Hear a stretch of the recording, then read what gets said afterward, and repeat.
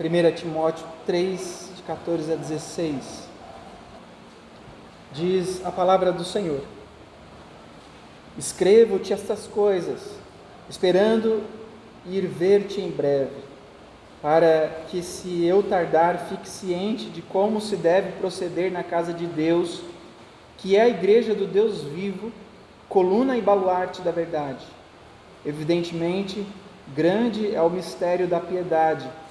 Aquele que foi manifestado na carne, foi justificado em espírito, contemplado por anjos, pregado entre os gentios, crido no mundo, recebido na glória. Meus irmãos, o apóstolo Paulo, escrevendo ao jovem Timóteo, ele escreve aqui esboçando a Timóteo as prioridades da vida cristã quanto ao seu relacionamento com a igreja, as prioridades dos crentes quanto ao relacionamento de cada um com a igreja do Senhor, com o corpo de Cristo. Em 1 Timóteo capítulo 1, 2 e 3, Paulo aborda, meus irmãos, o objetivo do ensino para a igreja, o papel que a lei tem na vida do crente, o papel que a oração tem, o que a igreja deve buscar, por quem e por quê, por quais razões a igreja deve orar. Ele também trata dos papéis dos homens, dos papéis das mulheres na igreja. No capítulo 3 ele aborda a questão dos oficiais na igreja, quais são as qualificações, qual é o caráter, quais são os dons, quais são as habilidades que um oficial deve ter para conduzir o rebanho do Senhor no que diz respeito à igreja, o corpo de Cristo. E aqui então, nesta porção, nesta perícope, meus irmãos, dos versículos 14 a 16, Paulo explica porque todos esses detalhes da vida cristã, porque que todas essas realidades que diz respeito ao nosso relacionamento com o corpo de Cristo, com a igreja do Senhor, são importantes, são necessários para as nossas vidas, para o crescimento do corpo, para a comunhão, para o fortalecimento na fé de cada um dos irmãos. Ele explica porque é significativo nos esforçarmos, meus irmãos, para viver uma vida ativa na igreja, na comunidade onde nós estamos inseridos. E ele mostra que nós devemos fazer isso não de acordo com as nossas invenções, não de acordo com a nossa imaginação, não de acordo com as nossas próprias ideias, mas ele diz que nós devemos nos envolver na igreja de acordo com a instrução de Deus que estão para nós escritas em sua palavra. Deus, meus irmãos, já prescreveu o modo como nós devemos servir a Ele, o modo como nós devemos viver como crentes, o modo como nós devemos atuar em seu corpo. Nós não precisamos de invenções, nós não precisamos de novidades, nós precisamos nos voltar para a palavra, nós precisamos nos voltar para as Escrituras e nos atentarmos para toda esta realidade que é ensinada pelo Senhor e que é demonstrada pelo Senhor em sua palavra. E a primeira razão que nós vemos aqui, meus irmãos, por que nós devemos nos envolver com a igreja do Senhor, nós vamos perceber que a primeira coisa é por causa do que a igreja é. O que é a igreja?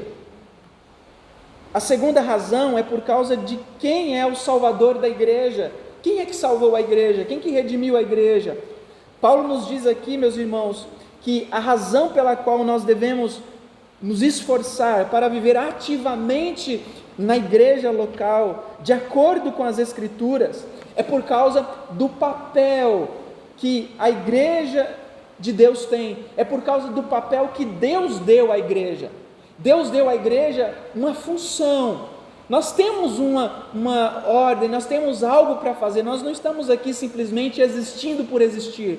Deus não simplesmente estabeleceu a igreja e falou assim: vivam do jeito que vocês quiserem, vivam do jeito que vocês imaginarem, vivam do jeito que vocês se sentirem bem.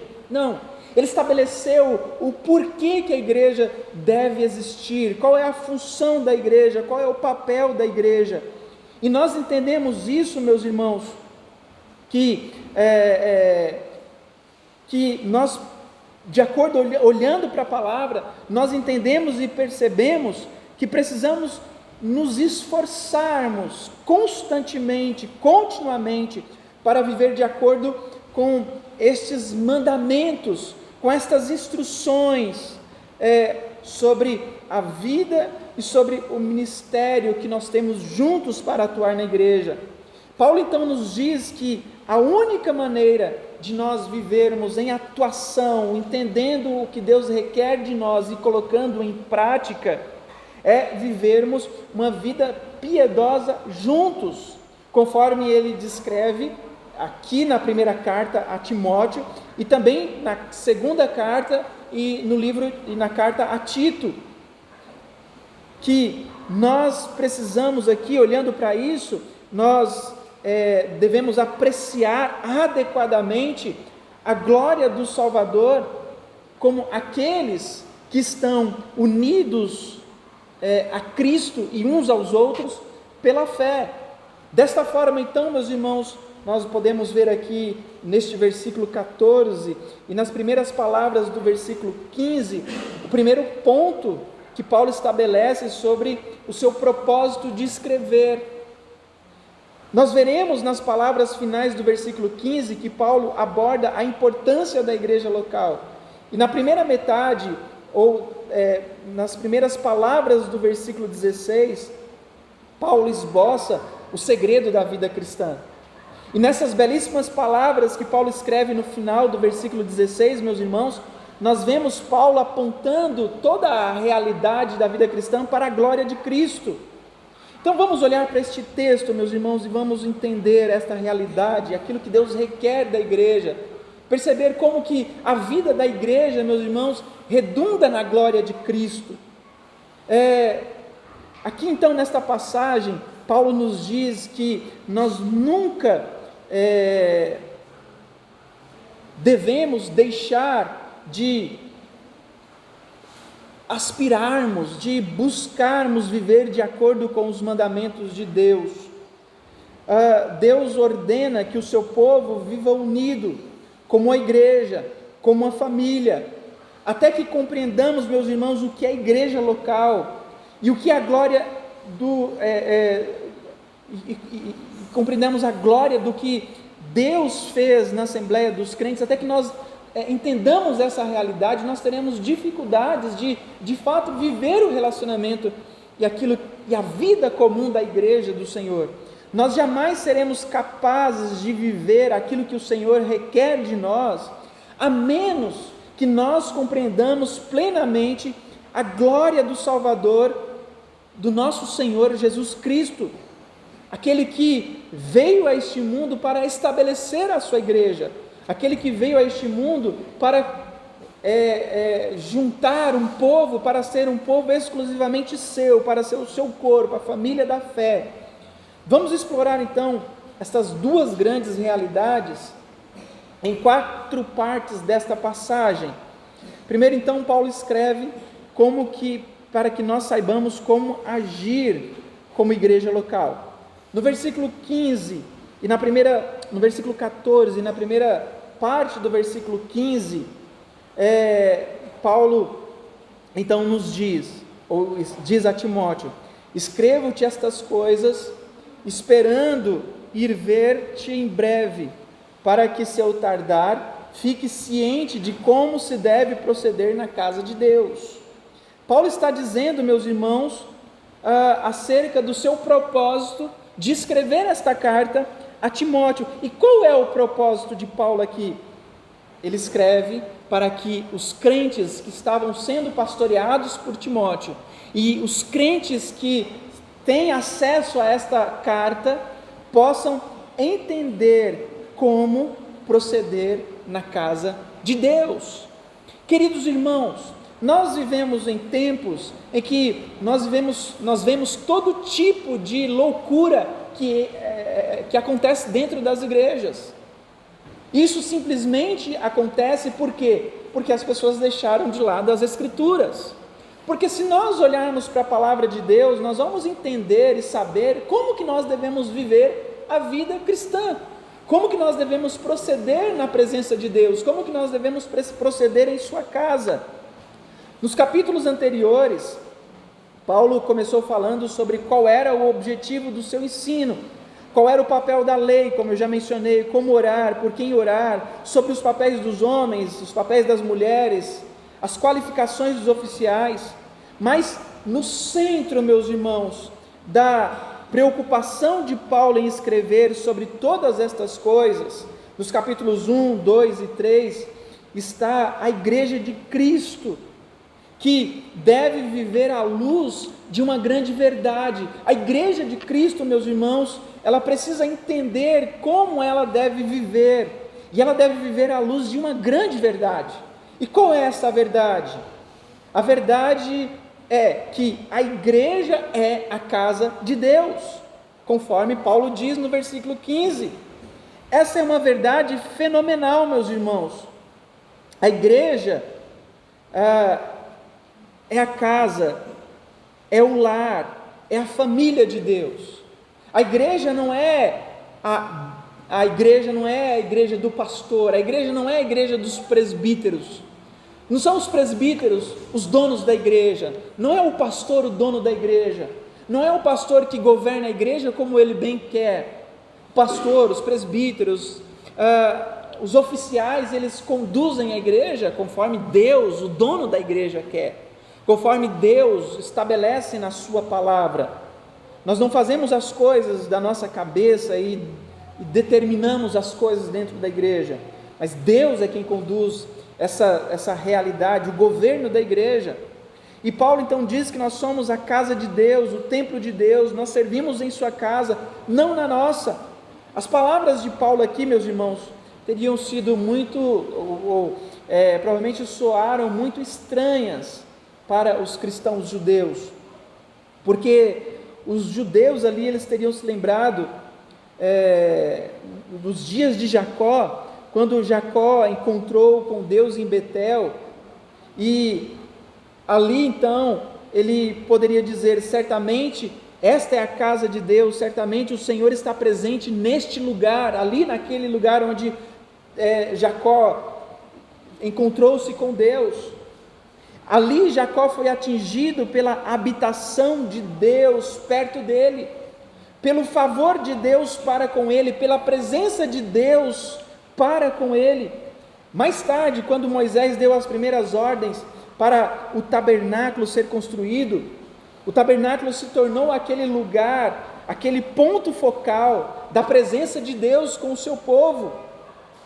Não é que o Deus do céu e da terra pudesse ser contido num lugar, numa tenda entre quatro paredes. Ele é muito maior do que tudo isso, mas ali, naquele tabernáculo, meus irmãos, foi um lugar especial onde ele manifestou a sua proximidade com o seu povo, foi onde ele manifestou o seu amor, o seu favor. E agora o lugar onde o seu povo ficava face a face com Deus era ali. Eles se encontravam com Deus, eles louvavam o nome de Deus, eles ouviam a palavra de Deus, eles desfrutavam da comunhão de Deus ali naquele local. Depois disso, do tabernáculo, o templo tornou-se o lugar da habitação de Deus, a casa de Deus, por excelência em todo o mundo.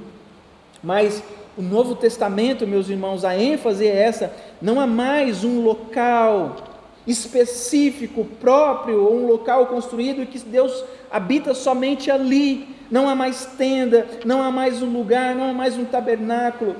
Onde quer que o povo de Deus então esteja reunido, a congregação, o local dos crentes reunidos, meus irmãos, seja num belo santuário, seja num casebre, seja debaixo de uma árvore, seja na beira de um rio, onde quer, seja numa praça, onde quer que for, ali é a casa de Deus, ali é a habitação de Deus.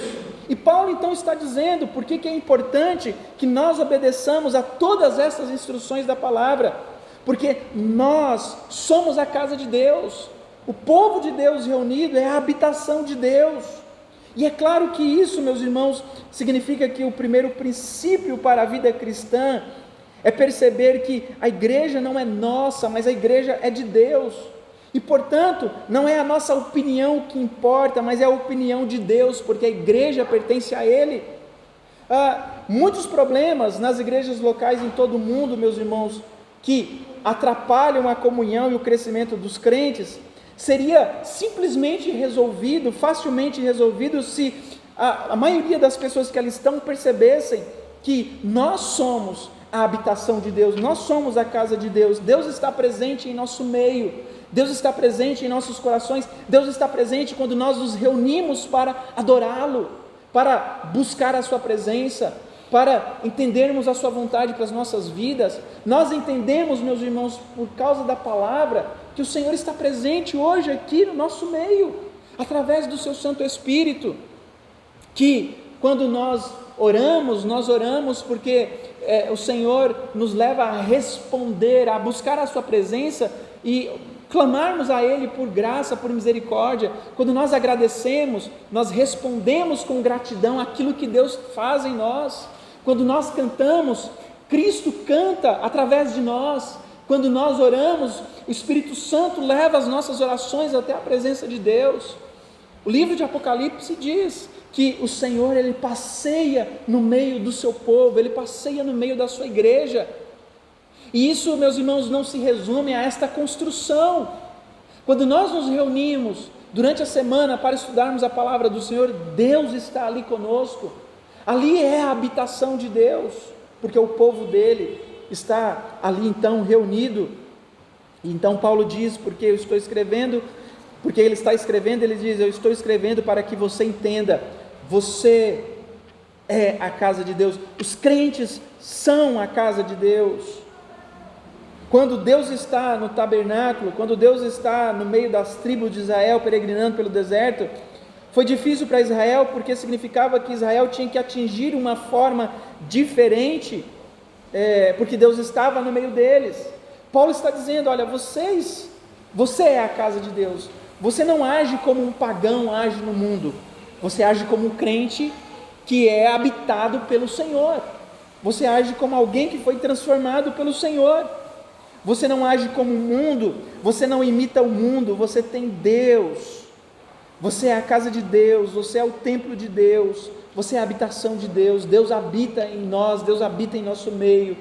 E por isso, meus irmãos, a nossa forma de vida, a nossa forma de andar, a nossa forma de pensar, a nossa forma de agir é diferente, porque nós agimos como aqueles que têm Deus habitando neles. O Espírito Santo habita em nós. Os cristãos também devem entender, meus irmãos, devem ter uma compreensão, um amor, uma estima adequada pela igreja.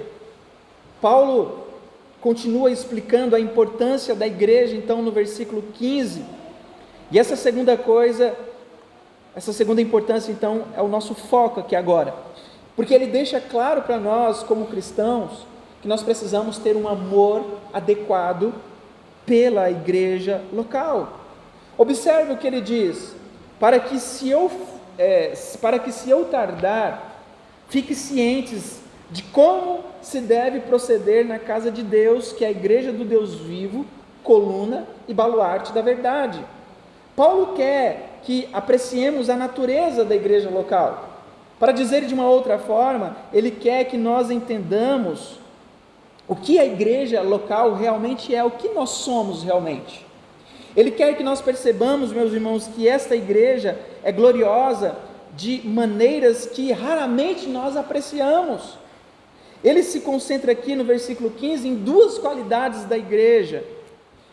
A igreja, primeiro, que a igreja é chamada de a casa ou casa de Deus.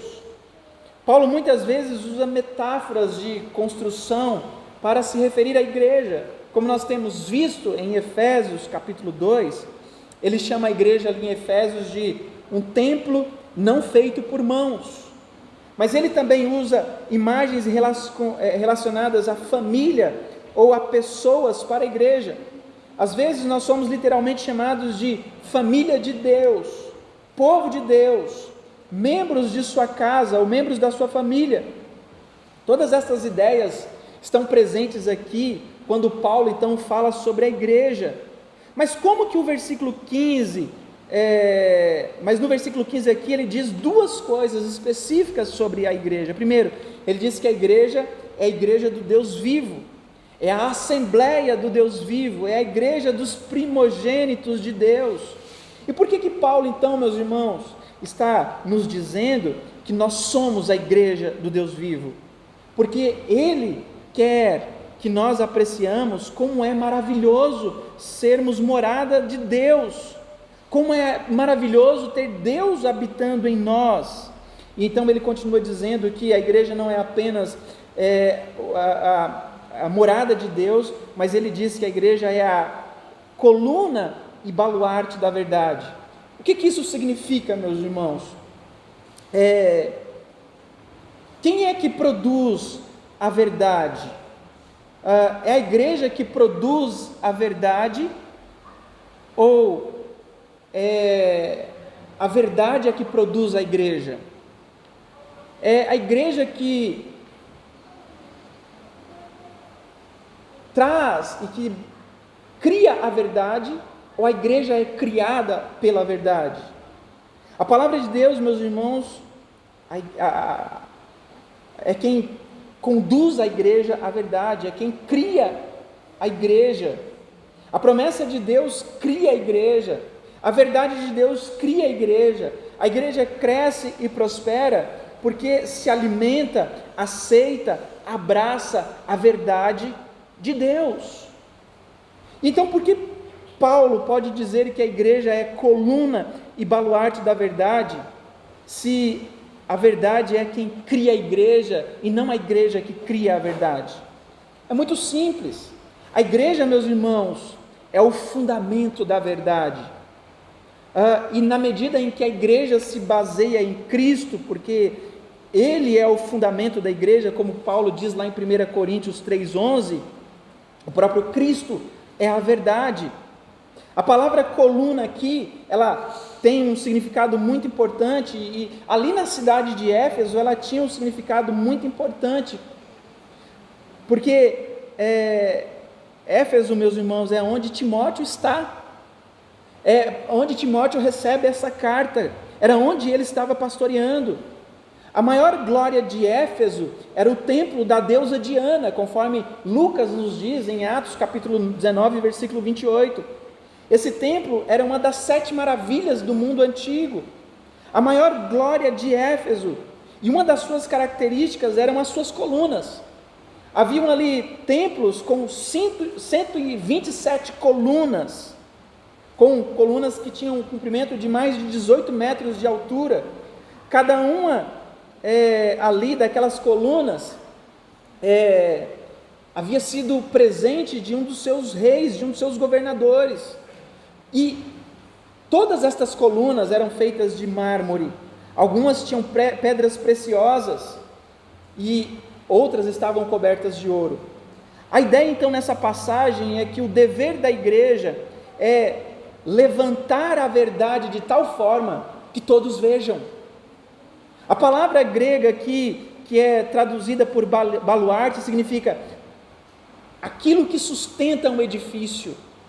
O baluarte, meus irmãos, mantém o edifício em equilíbrio intacto. O baluarte é o fundamento. A igreja então é comparada como uma coluna que é um fundamento, como uma coluna que sustenta o teto, é como o fundamento que sustenta toda a estrutura de uma casa. Assim a igreja sustenta a verdade do evangelho no mundo. A igreja é coluna e baluarte da verdade, porque a igreja, mantendo-se fiel a Cristo, ela sustenta algo grandioso, ela sustenta a verdade do evangelho.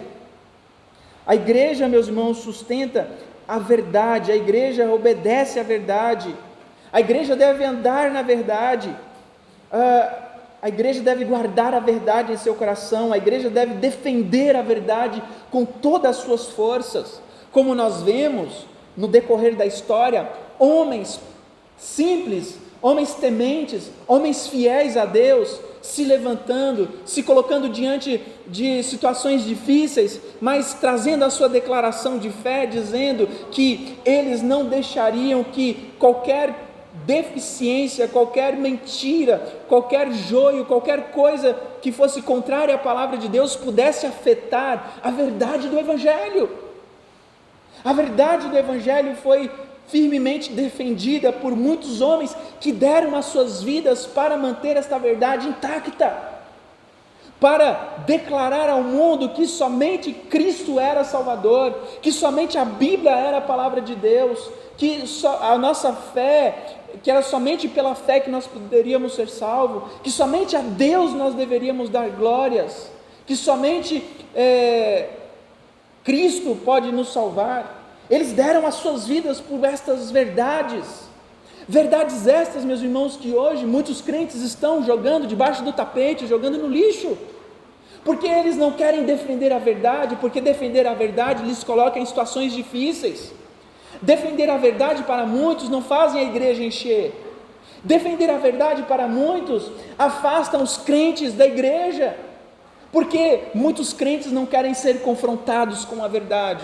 Muitos crentes não querem ser ofendidos na sua forma de viver. Muitos crentes não querem, meus irmãos, serem confrontados na sua vida de pecado. Muitas igrejas, muitos pastores não pregam sobre o pecado. Muitos pastores não pregam sobre as verdades maravilhosas do Evangelho. Muitos pastores não defendem aquilo que homens no passado defenderam, porque eles não querem comprar briga com aqueles que são mais ricos, com aqueles que têm mais posses, com aqueles que vivem as suas vidas cristãs mais ou menos, mas estão ali, são pessoas que financeiramente são boas para a igreja, em detrimento daquilo que é material. Aquilo que é espiritual está se afundando em muitas igrejas. Em detrimento daquilo que é material, aquilo que é importante, aquilo que é necessário está sendo deixado de lado. Mas a igreja do Senhor, ela precisa entender, nós precisamos entender qual é o papel que nós temos. Nós somos coluna e baluarte da verdade. Nós sustentamos a verdade. Paulo então está dizendo que a igreja é o lugar que Deus designou como sendo essencial para a propagação e para a proteção da verdade no mundo. A igreja, meus irmãos, então tem uma dupla responsabilidade em relação à verdade. Primeiro, como fundamento, a sua função é sustentar a verdade com firmeza, de tal forma que ela não caia por terra sob o peso de falsos ensinos. O segundo ponto, o segundo fundamento, a segunda realidade é que, como coluna, ela tem função de manter a verdade nas alturas, de modo que não fique escondida no mundo. Ela tem que sustentar com firmeza a verdade e entender que a verdade é a defesa e a confirmação do Evangelho, mantê-la bem alto. A igreja, meus irmãos, ela é chamada para ser aquele que proclama em alta voz, de forma que todos ouçam a verdade. Ela tem que manter a verdade visível, ela tem que manter a verdade exposta para que todos vejam. E aqui então entra aquela parte, meus irmãos, em que nós não apenas dizemos a verdade, proclamamos a verdade, mas vivemos a verdade. Aqui entra a realidade do testemunho. Aquilo que nós falamos, a proclamação da verdade, precisa andar em coerência com a vida que nós vivemos. Nós não podemos, meus irmãos, ser como os fariseus dos tempos de Jesus, que dizia uma coisa, mas viviam outra, que eram aqueles que diziam: olha, façam o que eu falo, mas não façam o que eu faço. A igreja, meus irmãos, é o sal da terra, é a luz do mundo. A igreja, meus irmãos, é aquele que mantém um testemunho firme de que Cristo é Salvador, de que Cristo é poderoso, de que o Evangelho é o Evangelho santo, é o Evangelho da transformação, que o Evangelho transforma homens, mulheres e crianças, independente de quem eles sejam. A igreja é responsável, é responsabilidade, a igreja tem essa dupla responsabilidade de ser o fundamento da verdade, de sustentar a verdade e de fazer com que a verdade fique bem exposta nela, fique visível para que todos que passam por ela possam ver. E aqui então essa é a realidade do testemunho. Então a igreja é chamada para esses dois ministérios. Há uma estreita conexão aqui entre a igreja e a verdade. A igreja depende da verdade para a sua existência, e a verdade depende da igreja para a sua defesa e sua proclamação. Paulo então está dizendo que não pode haver um cristianismo do crente solitário.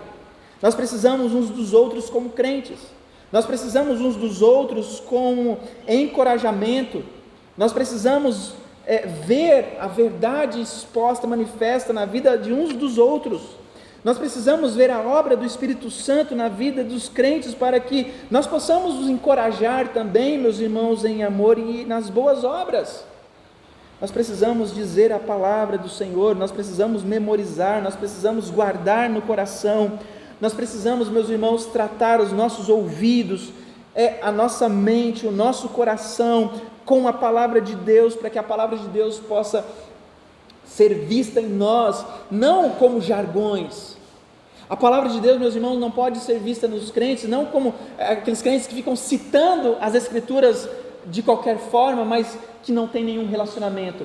A palavra de Deus deve ser vista em nós de tal forma que ela vai trabalhar em nossos corações, operar em nós, nos modificando, nos transformando, nos fazendo cada vez mais santos, nos fazendo amar uns aos outros como Cristo nos amou.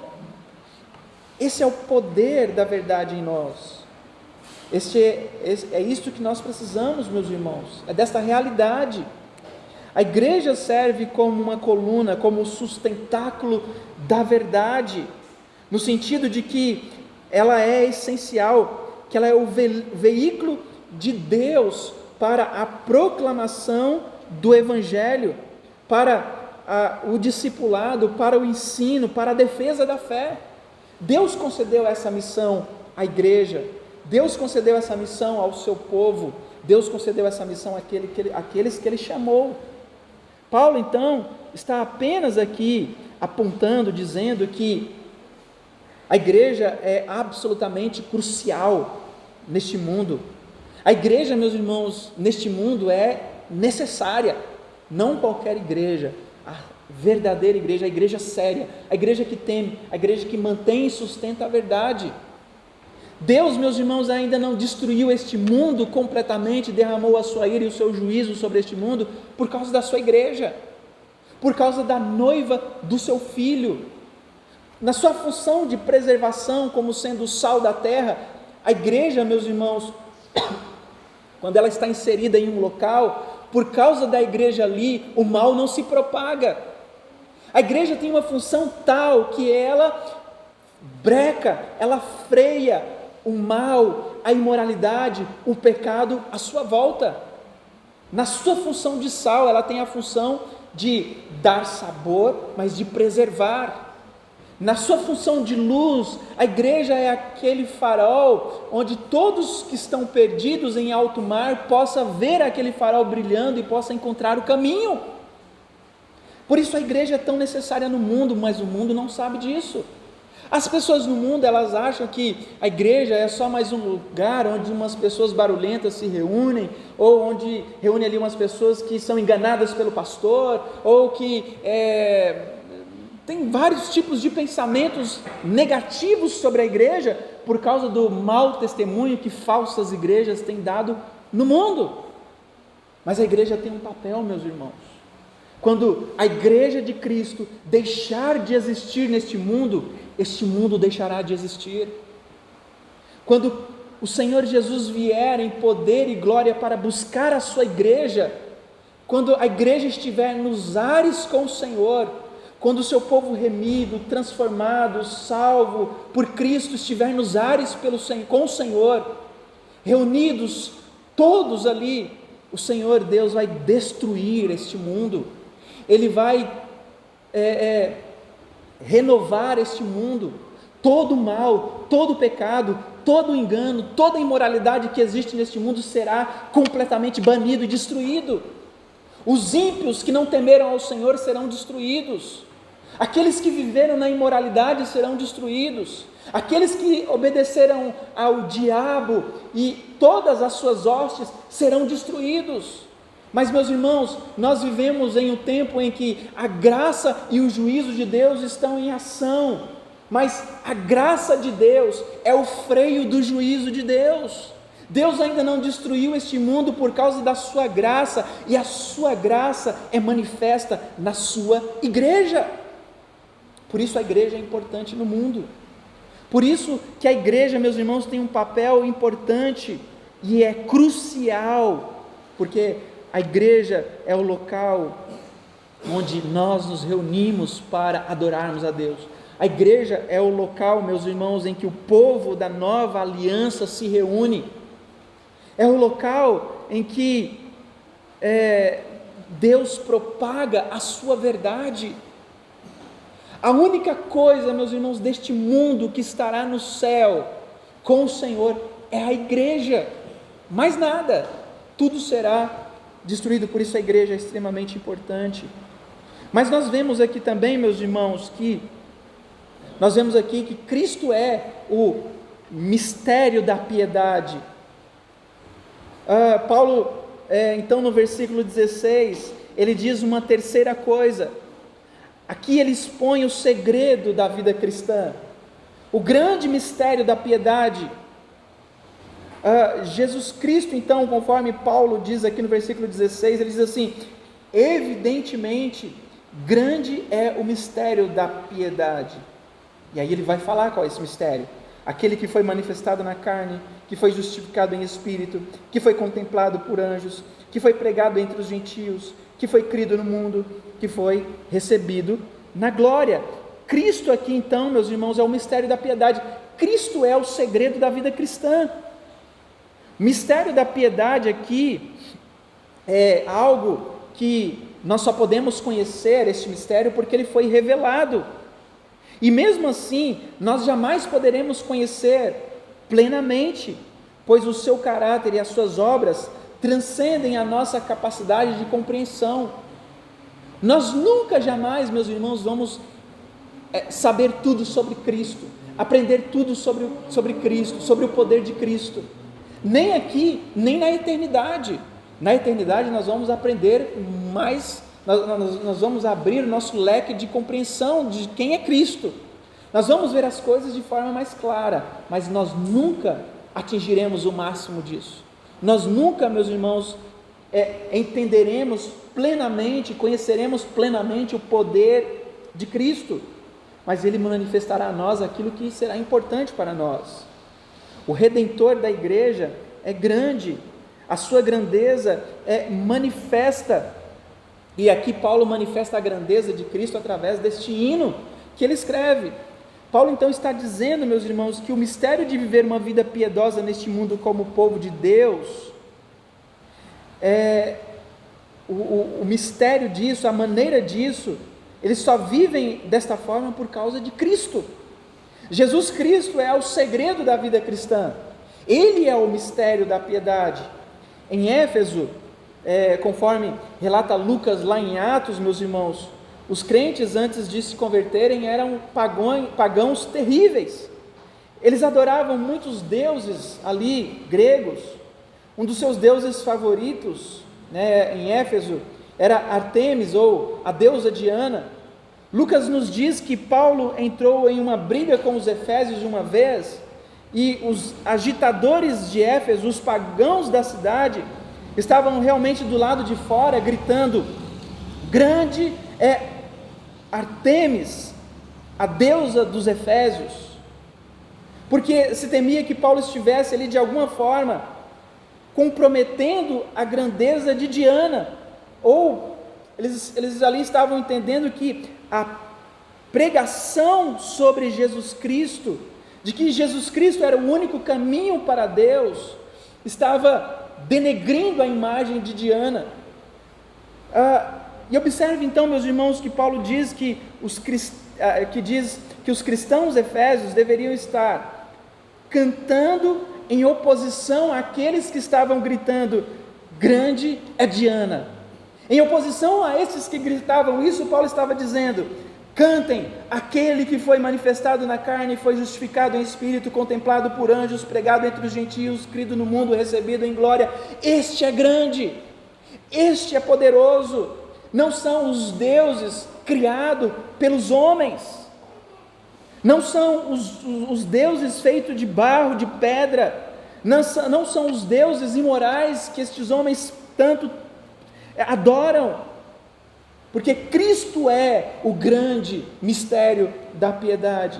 E qual que é o ponto de Paulo aqui, meus irmãos? Paulo então está dizendo que todos os cristãos sabem e podem atestar que o mistério de sua nova vida, na obediência, no temor, na vida comum da igreja, encontra-se na sua fonte, e a fonte de tudo isso é Jesus. Paulo está dizendo que a nossa capacidade para viver de acordo com as instruções da palavra de Deus é toda baseada e fundamentada em Jesus Cristo. Cristo é a fonte da nossa capacidade de viver a vida cristã, meus irmãos. Cristo é a revelação do que a vida cristã deve ser. Cristo é o exemplo de piedade que a vida cristã deve ter. Somente na fé e na união com Ele nós podemos de fato viver a vida cristã. A nossa piedade, a nossa obediência, a nossa vida consagrada, tudo está enraizado na obra e na pessoa de Cristo. E é isso que Paulo está dizendo. Ele está dizendo: vocês precisam de Cristo em sua vida, vocês precisam estar unidos a Cristo pela fé, vocês precisam viver esta vida cristã, porque a vida cristã é Cristo. Nós não podemos tentar por nossas próprias bondades conquistar a presença de Cristo, mas Cristo em nós é a esperança da glória, é a força motriz, é a dinâmica que nos capacita a viver a vida cristã. Ele é o segredo da vida cristã. Não é aqueles 10 passos para ter uma vida cristã de sucesso. Não existe 10 passos para uma vida cristã de sucesso. Não existe 5 formas de viver melhor a vida, o casamento no lar. Não existe 10 formas de criar filhos de forma melhor. Não existe 5 formas de ser um homem de sucesso. Queridos irmãos, se nós quisermos ser tudo isso, nós precisamos entender que tudo está em Cristo. É Cristo que nos torna melhores empresários, melhores homens de sucesso, melhores homens de negócio, porque quando tudo é feito para a glória de Cristo, tudo é feito de forma correta. Deus abençoa, Deus dá o crescimento. Quando o casamento é fundamentado em Cristo, o casamento é abençoado. Quando a educação dos filhos é fundamentada na palavra de Deus, os filhos crescem da melhor forma possível, educados, tementes a Deus. Portanto, meus irmãos, não existe outra coisa além de Cristo que nos pode tornar bem-sucedidos neste mundo. O segredo do sucesso da vida cristã está em nos rendermos constantemente a Cristo, de entendermos que Cristo é a força que nos conduz em uma vida com Deus. Mas o crente também, meus irmãos, ele deve servir com profundo amor a Cristo. Paulo não para por aí, ele continua dizendo uma quarta coisa, e agora ele fala sobre a glória de Cristo.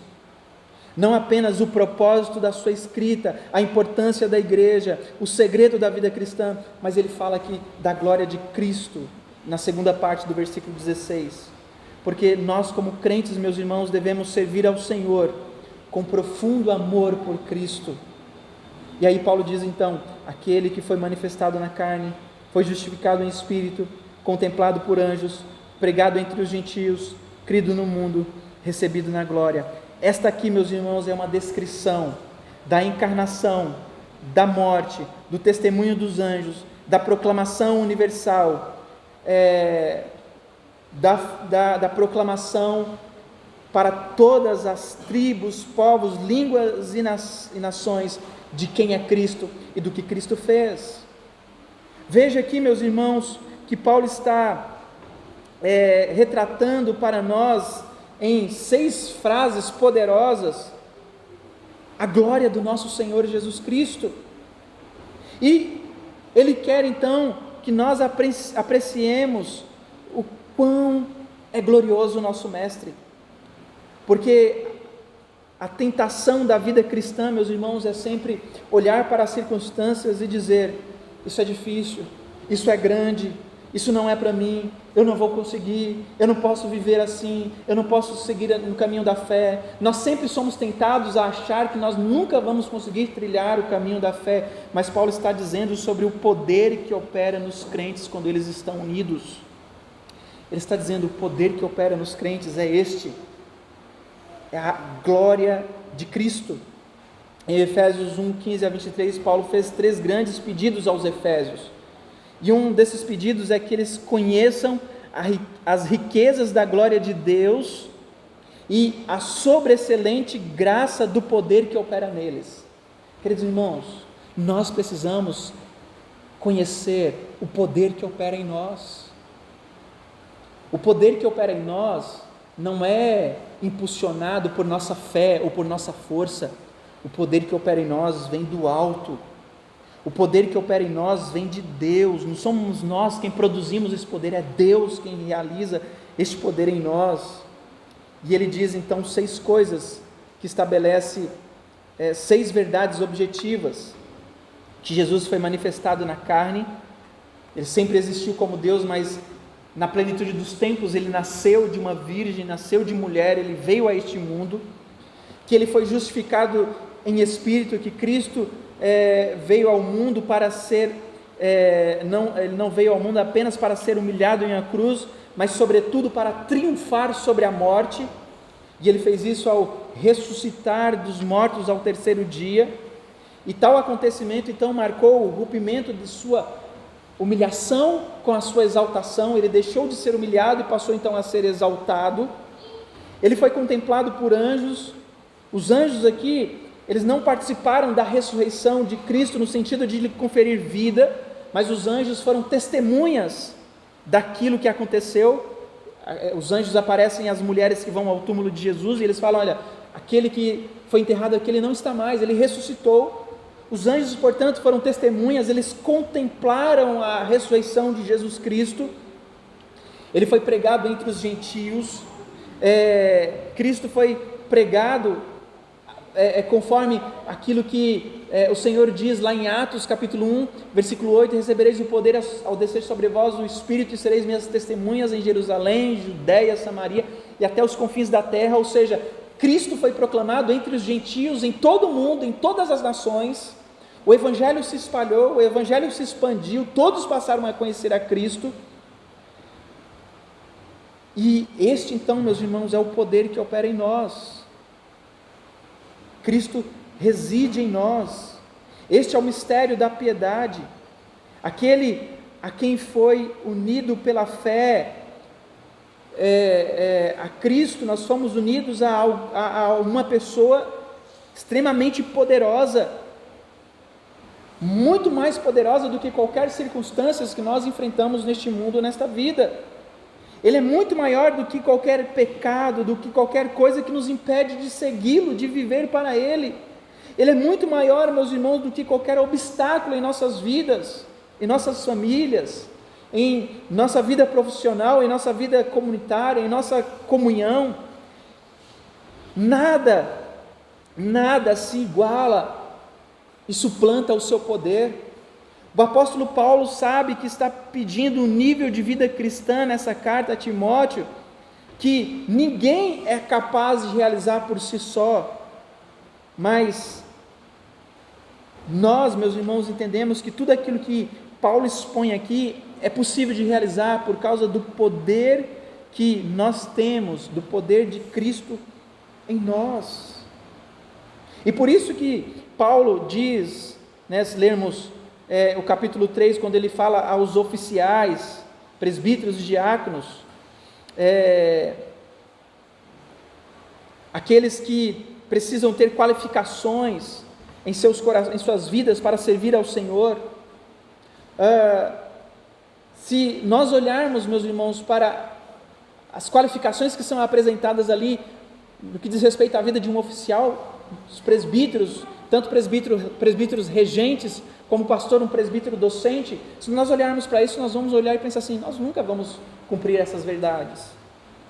Mas a boa notícia é que nós de fato não podemos, mas o poder de Cristo que opera em nós nos capacita e nos dá condições de viver aquilo que o Senhor ensina. O apóstolo Paulo então está dizendo que Cristo é glorioso e é Ele quem trabalha na vida do seu povo. Meus irmãos, o triste é que muitos crentes passam tanto tempo pensando nos problemas, pensando nas provações, pensando em seus pecados, pensando em seus hábitos, pensando na situação, pensando nas circunstâncias, e eles passam muito pouco tempo pensando no seu Salvador, muito pouco tempo pensando no seu Senhor, naquele que dá o poder. E observe como Paulo sempre olha para os nossos problemas práticos e diz: sabe de uma coisa? O seu problema prático não é nada prático, o seu problema prático é teológico. Nós estamos olhando para os problemas de forma errada, nós estamos olhando para o lado errado do telescópio. A maneira como nós estamos olhando para Deus, meus irmãos, faz com que Deus pareça pequeno e os nossos problemas pareçam grandes. E nós precisamos olhar o contrário, nós precisamos olhar como nosso Deus é grande, como nossos problemas diante do poder e da grandeza do nosso Deus são pequenos. Porque os nossos problemas, meus irmãos, não podem sufocar a ação de Deus em nossas vidas. Portanto, nós precisamos entender e saber o que é viver a vida cristã, como que nós devemos viver a vida cristã, o que é ser crente, qual é o papel da igreja, em que nós estamos fundamentados, o que nos conduz nesta vida, meus irmãos. Estas verdades maravilhosas que nós encontramos aqui nos capacita a vivermos todos os dias pela fé em nosso Salvador, trilhando, vivendo, temendo e obedecendo ao Senhor de forma que glorifique e que honre o seu santo nome. Este é o papel da igreja, é nisso que os crentes vivem, meus irmãos. Essa verdade que aqui está descrita por Paulo de forma tão maravilhosa para nós, não pode ser encontrada em nenhum outro lugar, e não pode ser entendida em lugares onde a verdade não é ensinada de forma correta, de acordo com aquilo que o Senhor nos ensina. Portanto, queridos irmãos, nós precisamos sempre voltar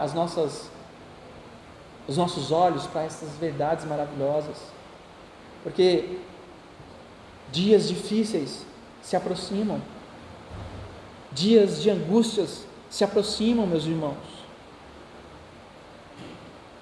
Nós vemos aí com muito temor rumores de uma terceira guerra mundial. Você já parou para pensar quais são os efeitos de uma terceira guerra mundial para o mundo? E mais do que uma terceira guerra mundial, uma guerra onde não são mais nações lutando com outras nações com armas comuns, com fuzis, com metralhadoras, mas com armas atômicas, que tem um poder de destruição extremamente grande. Você já parou para pensar nas consequências de tudo isso para o mundo? Queridos irmãos, nós precisamos nos voltar para a verdade, porque essas verdades maravilhosas nos tornarão firmes e confiantes em Deus quando estes dias difíceis chegarem. O que me entristece o coração e o que traz grande preocupação a mim, queridos irmãos, é ver que irmãos que precisam se voltar para a verdade de Deus, que precisam buscar a graça de Deus, se afastam de Deus, quando nós mais precisamos dele, quando nós mais precisamos, meus irmãos, de estar em comunhão com o Senhor. Me entristece O coração, quando a gente chega na igreja e vê a igreja vazia, porque os nossos irmãos têm tantas outras coisas para resolver e para fazer, mais do que buscar a presença de Deus, se fortalecer para dias maus. Queridos irmãos, nós nunca vamos ficar firmes na fé se nós trocarmos a presença de Deus, a palavra de Deus, a comunhão uns com os outros, a alegria da presença do Senhor, por coisas supérfluas deste mundo no dia do Senhor. No dia em que nós precisamos estar reunidos com os nossos corações abertos, prontos para receber da porção do Senhor.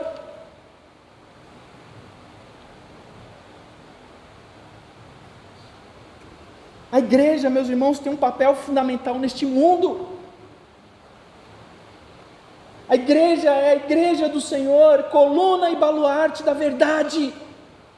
Isso quer dizer que nós somos esta realidade. Nós não estamos aqui simplesmente por estarmos, meus irmãos. Nós não frequentamos uma igreja porque é bom, porque é legal, porque nós encontramos pessoas e porque fazemos amizades. Não! Nós frequentamos a igreja porque o Senhor nos salvou. Cristo morreu naquela cruz, derramou seu sangue para nos redimir, para nos salvar, para nos transformar, para nos dar uma nova vida, para nos tornar o seu povo, para que nós possamos amá-lo mais do que qualquer outra coisa neste mundo. Quando Ele diz aos crentes: aqueles que querem vir após mim, tomem a sua cruz, neguem-se a si mesmo e siga-me. Ele não está dizendo: olha, frequente a igreja todo domingo, viva uma vida religiosa e seja feliz. Ele está dizendo: viva a vida cristã com seriedade, viva a vida cristã com temor, busque a presença do Senhor, se entregue ao Senhor, abandone os seus pecados, renegue esta vida, renegue as coisas deste mundo, porque dias difíceis se aproximam. Nós precisamos estar firmes na fé, porque se nós não estivermos, meus irmãos, nós seremos sucumbidos. Se nós formos crentes que vêm de vez em quando na igreja, que não dá tanta importância assim para o dia do Senhor, quando as coisas piorarem, nós seremos os primeiros a dizer assim: não quero ir para a igreja. Nós vamos nos esfriar, nós vamos nos afastar, e nós não vamos mais nos importarmos com aquilo que o Senhor Jesus requer de nós. Portanto, nós precisamos entender: a igreja é coluna e baluarte da verdade, e que Cristo abençoe a sua igreja, que Cristo nos abençoe, que o Senhor nos fortaleça, meus irmãos, para que nós possamos cada dia mais avançarmos, perseverarmos na busca por Ele, na busca por sua palavra, na busca pelo alimento que nos sustenta, que nos fortalece, que nos dá vigor e forças para enfrentar todas as dificuldades deste mundo. Que o Senhor nos abençoe.